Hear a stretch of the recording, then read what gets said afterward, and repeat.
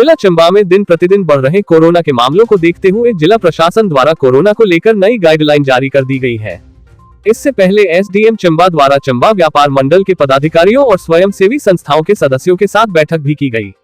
इस बारे जानकारी देते हुए एसडीएम चंबा शिवम प्रताप सिंह ने बताया कि इस गाइडलाइन के अनुसार अब जिला में विवाह समारोह के दौरान सामुदायिक धाम पर प्रतिबंध रहेगा। विवाह समारोह में सिर्फ करीबी परिवार के सदस्य कोरोना प्रोटोकॉल का कड़ाई से पालन करेंगे और इसका उल्लंघन करने पर जिला प्रशासन द्वारा कार्यवाही की जाएगी।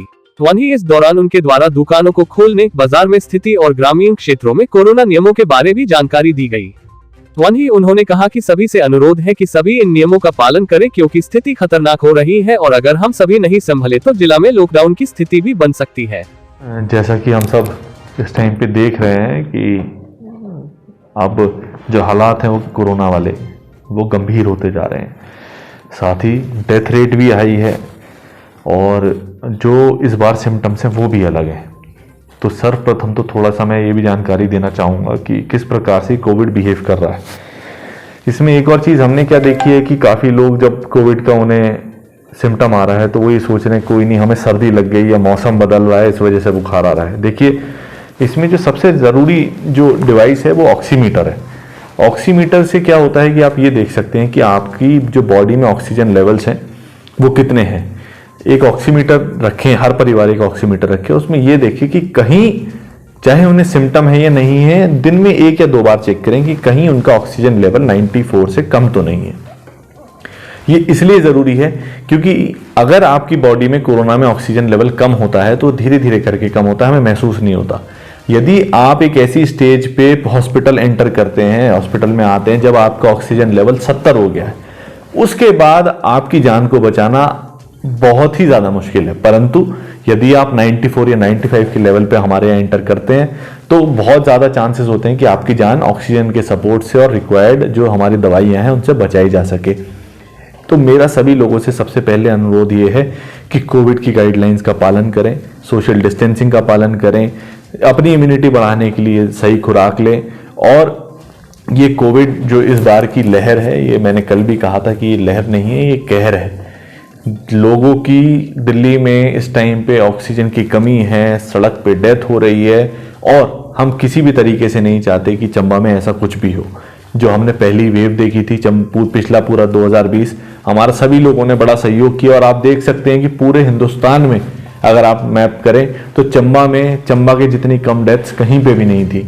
उसका कारण ये भी था कि कुछ सख्ती भी काफ़ी ज़्यादा थी, परंतु इसका फ़ायदा हमारे ही लोगों को होता है। हम जो डेटा देखते हैं कि 2500 डेथ हो रही हैं, 2600 डेथ हो रही हैं, परंतु एक भी व्यक्ति की डेथ नहीं होने देनी है हमें अपने एरिया में।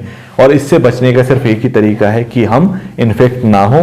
मई का महीना जो है वो हमारे लिए बड़ा कठिन है क्योंकि शादियों का भी सीज़न है, लोग आपस में मिल भी रहे हैं और काफ़ी कोताही भी बढ़ती जा रही है। परंतु ये वाला वेरिएंट जो है, ये वाला जो वायरस है, ये इस बार और भी खतरनाक तरीके से लौट के आया है। तो मेरा सभी लोगों से अनुरोध है कि सख्ती से पालन करें और इसके बाद कल भी कुछ कार्यवाही करी गई हैं, इसके बाद बहुत ही सख्ती पुलिस और प्रशासन द्वारा करी जाएगी।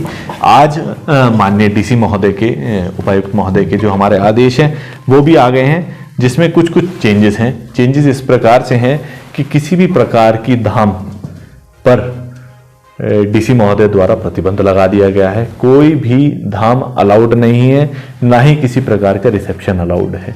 हमारी जो आंगनवाड़ी की टीम्स हैं, हमारी जो टीचर्स की टीम्स हैं, वो हमने इंडिविजुअल फंक्शंस पे आज डिप्यूट कर दी हैं। हमारी मीटिंग हो गई है। यदि किसी भी सेलिब्रेशन में धाम या फिर किसी भी प्रकार का प्रोविज़न देखा गया तो उसमें क्लियर प्रोविज़न है डी साहब के कि आपके ऊपर सख्त से सख्त कार्रवाई होगी और जो भी आयोजक होंगे उन पे 10 दिन की, मान लीजिए मैरिज पैलेस है तो 10 दिन के लिए वो इमीडिएटली बंद कर दिया जाएगा। साथ ही अगर हम एक तरीके से देखें तो मुंडन सेरेमनी, मुंडन जो होते हैं, मुंडन मना है, परंतु यदि 2-4 लोग अपने परिवार के बीच में करना चाहते हैं तो वो कर सकते हैं, परंतु कोई भी प्रकार की धाम या इकट्ठा लोग नहीं हो सकते हैं। इसके अलावा काफ़ी कन्फ्यूजन है थोड़ा सा शॉप्स को लेके कुछ बातें हम बड़ा क्लियर कर देना चाहते हैं कि आज के ऑर्डर के बाद क्या स्थिति रहेगी।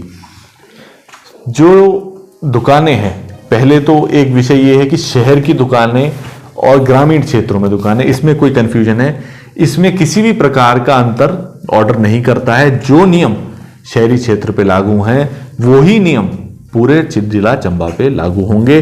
तो उस तरीके से हम आपको ये बताना चाहेंगे कि जो शॉप्स हैं वो 9 बजे से लेकर सुबह 7 बजे तक खुल सकती हैं।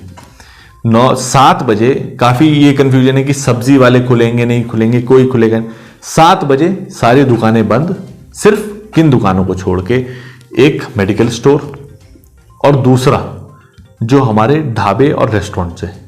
लेकिन उसमें भी ये प्रोविज़न है कि हमें टेक अवे प्रमोट करना है। टेक अवे मतलब कि आप सामान पैक करेंगे और जो भी ग्राहक है उसको देंगे। वहाँ पे बिठाने वाला जो प्रोविज़न है उसको डिस्करेज करना है। इसके अलावा जो हमारा जो स्ट्रीट वेंडर्स हैं, मतलब हमारे जो रेडी फड़ी वाले हैं, वो सिर्फ 9 से 7 कर सकते हैं और 9 से 7 और Monday to Friday. Saturday Sunday वो नहीं ऑपरेट कर सकते।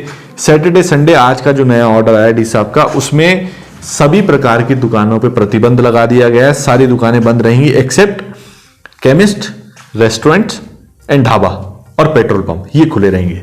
अच्छा, कुछ विषय इस तरीके से हैं कि जैसे हम देखते हैं कि नेशनल हाईवे के पास ढाबों को खुला होना है, क्योंकि हमारे ट्रक्स का मूवमेंट हो रहा है, सारी चीज़ों का मूवमेंट हो रहा है, उसके लिए एग्जेम्पशन है। लेकिन साथ ही उसमें जो हमारा क्या कहते हैं टेक अवे वाला प्रोसेस है उसको प्रमोट करना है।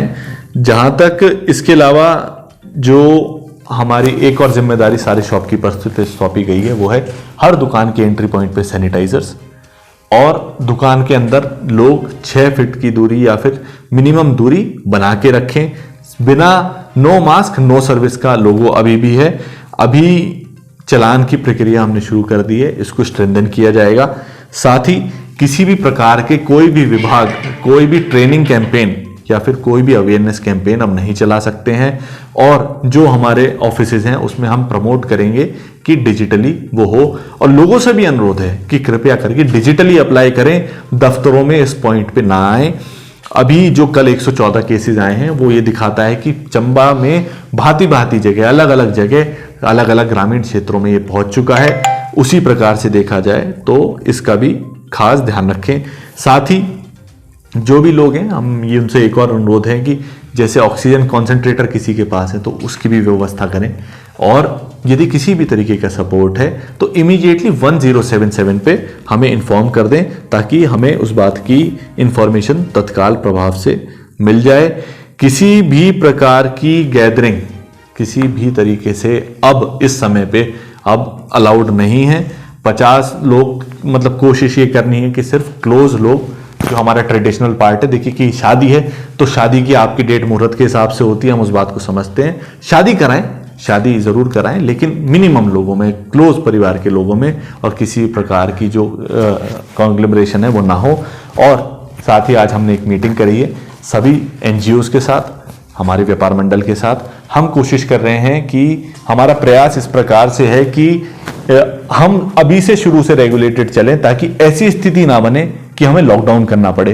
परंतु एक बात सच है, यदि केसेस कम नहीं होते तो हो सकता है वैसी भी स्थिति बने, परंतु हम कोशिश ये कर रहे हैं कि थोड़ा सा रेगुलेट हो जाए, ताकि केसेस इतने कंट्रोल में रहें कि उस स्थिति में ना पहुंचे। क्योंकि व्यापार भी हर्ट होता है, हमारे लोग जो दिहाड़ी मजदूर हैं उन्हें भी बड़ी दिक्कतें होती हैं।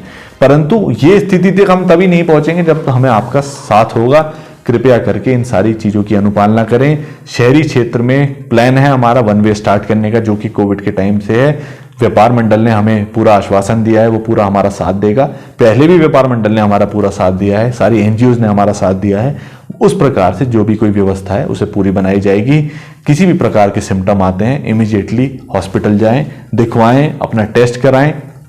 एक और बात बड़ी ज़रूरी, मेरी लोगों से एक और अपील है, 1 मई से 18 से ऊपर के जो लोग हैं उनके लिए वैक्सीनेशन खुल गई है। अगर आप एक बात देखें, इन्फेक्शन रेट इट गोज 0.03, सिर्फ 0.03 लोग इन्फेक्ट हो रहे हैं। और हमारी नज़र में अभी तक कोई भी ऐसा व्यक्ति नहीं है कि जिसकी वैक्सीनेशन के बाद जान चली गई हो। ये अपने आप में एक बहुत बड़ा अचीवमेंट भी है देशवासियों के लिए, परंतु इसका फायदा तभी है जब हम सब लोग वैक्सीनेटेड हों, हम सब लोगों की जान बच जाए। जान से ज़्यादा इस समय पे कोई भी चीज़ ज़रूरी नहीं है, तो वैक्सीनेशन सब लोग कराएं। जितनी ज़्यादा लोग वैक्सीनेट होंगे उतना ही आप उस बीमारी से खुद भी बचेंगे और कम से कम लोगों को इन्फेक्ट भी करेंगे। तो यही सारी विषय हैं।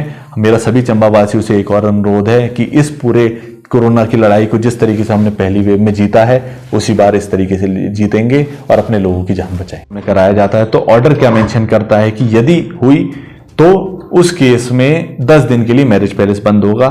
साथ ही ये परमिशंस जो जनरेट हुई हैं उसमें एक क्लियर इंस्ट्रक्शन था कि हम सभी प्रकार की जो सरकार द्वारा गाइडलाइन दी गई हैं उसकी पालना करेंगे।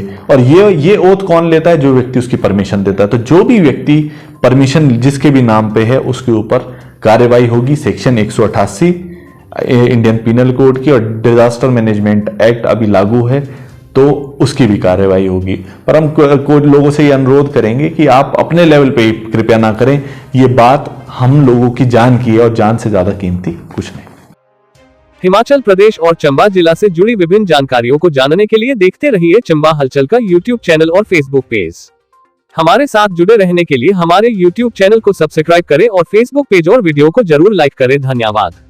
देखते रहिए चंबा हलचल।